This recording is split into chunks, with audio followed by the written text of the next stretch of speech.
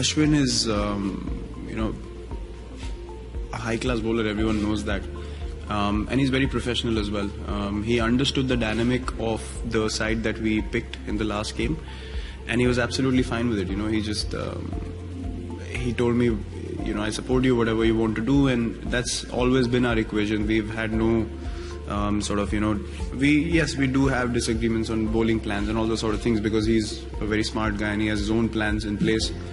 All those things happen, but in this case where team selection and all these things come into play, he's very professional. He understands what the team demands, and it's a very, very nice thing and a beautiful thing about him, that he always puts the team first. And he was the first guy who said, I have no problems with the kind of combination that you're going in with.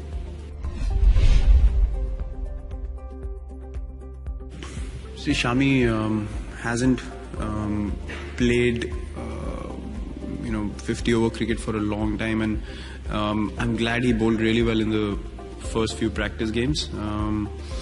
But I felt that Umesh, Bhuvi and Bumrah had much more match practice and the performances to back that up in the last few series that we play. A bowler like Shami will always be in your setup, because we know about his abilities, and he's a sort of a guy who can win you games in any form of cricket. So yeah, he's feeling his way back into the groove, and he's certainly an asset. If God forbid something happens to someone, then we already have another guy who's ready to strike and who's proven himself. So this just shows our bench strength.